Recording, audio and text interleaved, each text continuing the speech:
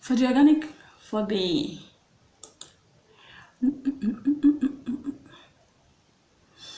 for the organic class. Now we'll be moving to the organic class discussion, as in we've talked about synthetic, the advantages and disadvantages. So now, when you're talking of organic or biofertilizer, bio means biology, still the same thing, organic or biofertilizer. Like I told you when we were discussing, I said there are substances that contain microbes which helps in promoting the growth of plant.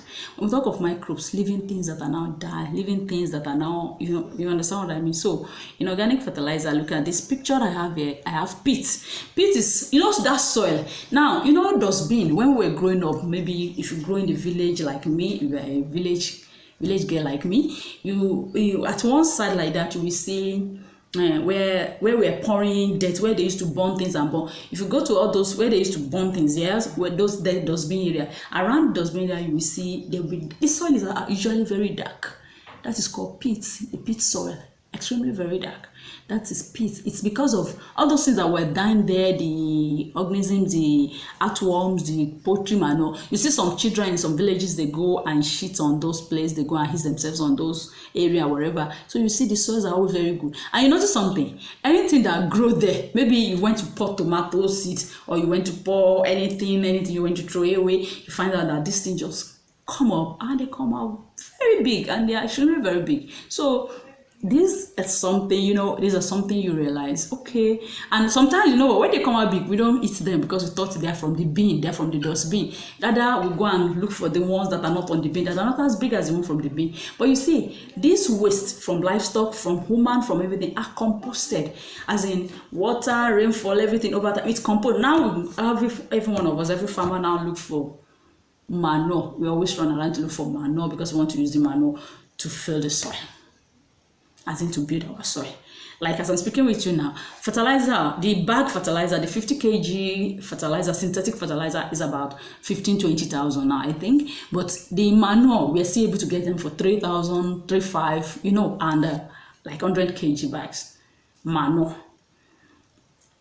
But like I told you, you use fertilizer, NPK, in very small quantity too. Manure, you need plenty of it. But like I told you, manure can last 1 year, like 12 months without you adding anything, and you keep on producing. As in, you plant maize, your maize will use 3 months or 4 months. You harvest the maize, you can plant tomatoes, your tomato will use 3 months or 4 months. You can remove it and plant something else again. So it means what you are planting, you are using the whole year, and you are having 3 crops. When you understand, so that is the essence of manure. But fertilizer works just for that moment, and in the process of it working, it destroys the soil. So what are the things you can use for organic fertilizer? Now you can look at it. The peat, we have the lime. There's a soil that's called the lime. It's like white soil. There's wood ashes, that's potassium for you. There's bone meal, bone from animals, goats. You know what I do? There was a time I used to go to abattoir. To go and pick. They are very smelly and dirty and everything. I'll go there, look for guys, go there to pack it, then go and put it somewhere on the farm, and dig a pit, put it there on the farm, and allow it to, over time, it's become decomposed. You start sealing it, changing color, to be reducing in size, changing color, put ashes there, put things there. It's called composted materials. These are very good. We are lucky in our country, we have access to them, and we don't use them. But outside the country, go and look at the people doing agric. Naturally for them outside there, they don't even use fertilizer, especially everybody doing home gardening, farm gardening and everything. They don't use NPK because they know they will test it. They don't even with their big farm, they use organic. So there are company that specialize in producing soil, composted soil. Their own job, their own work is they just produce composted soil. They don't do any other thing than to produce composted soil. And then farmers come and buy them in trucks and go and use on their farm. So that's what farmers are using outside the country. But here, we even have them wasting away and everything. I remember when I first come here, I would go and be looking for this neem tree. I'll go and be picking them, and as I was picking them, people keep wondering, Kilo Finche, what is she using them for? And neem leaves are very good organic material.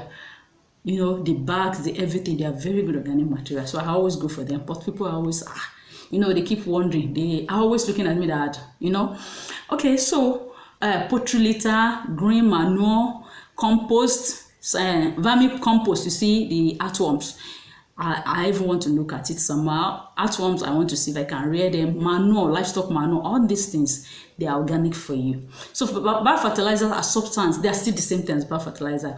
It comprises living organisms which withdraw minerals from organic matter for the plants. Nitrogen fixation is defined as a process of converting the nitrogen molecules into ammonia.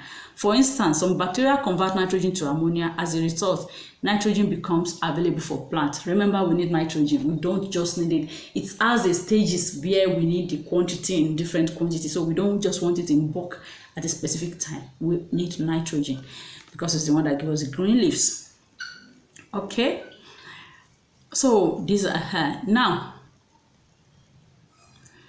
okay, I know we've come across this before. Importance of biofertilizer or importance of organic fertilizer. So you see, look at it. Look at the soil. Look at the roots. Look at the root nodules where nitrogen is fixed.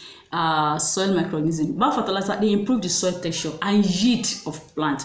And see, while you are planting, the purpose of you planting. Imagine you want to plant one seed and get a big cobs. You know what I mean? So, and the essence of doing that is for yield. You want the increase in yield. So if you use good organic material to plant, you get good yield rather than just plow through a big land. If you have a big land, you can get compost for it. Get compost and use it to plant your plants and you get good yield. But you see, where challenges are is that people don't really get compost because you know, they will have to get plenty of it before they can feed a big farms. So that is where the challenges of compost is. But if you can do your farm in portions. If you have 10 acres, one portion. The same thing when you are planting plants. If you followed our class here, if you are growing coconut, you are growing plantain, you are growing tree crops, lemon and all this crop. You need to dig those soil. I think I did it, especially in a class. I think I did a class for it. You should go back over our class and you will see where I put it out. That is how to plant. You make a hole for them and put plenty manure inside it because that's what they will feed on. If you put NPK, you are destroying that soil and eventually your crop might not do well. Okay, and then so now what the biofertilizer do, they improve the soil texture and yield of plant. They do not allow pathogens to flourish. They are eco-friendly and cost-effective. Biofertilizer protect the environment from pollutants since they are natural fertilizers. They destroy many harmful substances present in the soil. They prove to be effective when under semi-arid conditions. Let me give you one instance. I was following Market Gardener. You know, I keep mentioning it because I copied a lot of ideas from them. I use it on my farm, on my system. I use it to change my system. Now, for Market Gardener uses, when I was reading through it and when people ask him questions, they don't use any pest control. Why? Because by the time they finish using all the organic material, if you follow the exact organic, you use enough compost, you give it water at the right time, you follow all the system and all these things we've been talking about and discussing, and you did it to just take care of like 100 plants and give them good results like that. See, don't wait that, okay, it's when rain follow. You can't wait for rain. See, like I said, you see this plant here. If you didn't see rain for 4-5 days, it starts shrinking, starts reducing. But assuming you have your irrigation ready, you just give it water. You don't need to worry your head about it.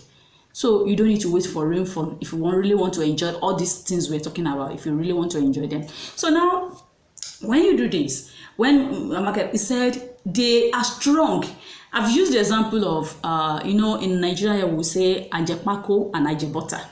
Ajapako are people that we believe they are rugged. They live a very rugged life, as in poverty-striking life, and they live a very rugged life. You know, when my parents don't have money, I will survive with whatever is available. If I see food, I eat. If I don't see it, I don't have a choice. As in, I'm not choosy. I won't be able to. I'm not choosy. And then with that attitude, as okay, now rugged. For instance, let's say we are 10 in our family, and they give us just a tiny bowl of food to eat. I will struggle to get the one that I may not be satisfied, but I will fight with others or struggle with others. So we call them Ajepako. They live a very rough life and they are very rugged. And then Ajebota, I mean, sorry, I have to explain this because of the people that are not Nigerians. I may not understand the slang. That's why sometimes I take my time to explain some slangs I use there. So now, the Ajebota people, you find out, okay, they are grown up in a very good environment. They are used to, you know, you don't have to rush their life. They have access to everything, food, clothes, water. So you see, if you meet the two, you quickly recognize, you know why?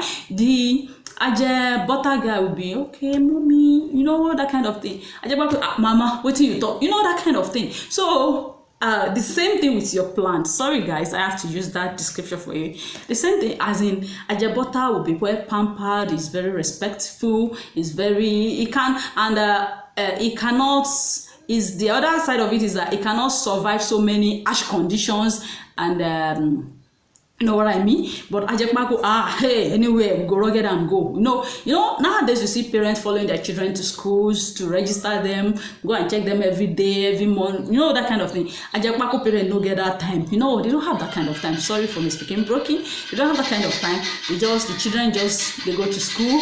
The children go to school, if you like, find something to eat, if you like, you know, that kind of rough life. So the same thing with plant. A plant you pampered will give you better. Most times it is believed that Ajebota children are very respectful and they are obedient and they don't bring shame home or whatever. Though some Ajepako years they turn out good, but you know, some percentage of them don't really turn out good.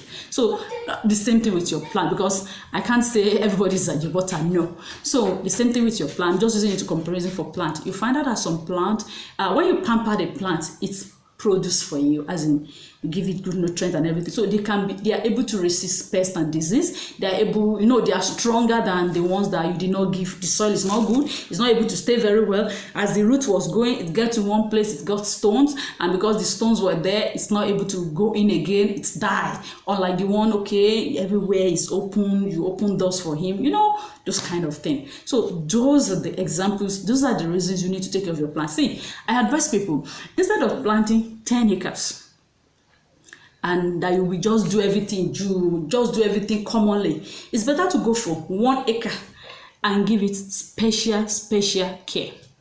Rather than going for 10 acres, just go for 1 acre and give it extremely special care, and you see what it is. Okay, so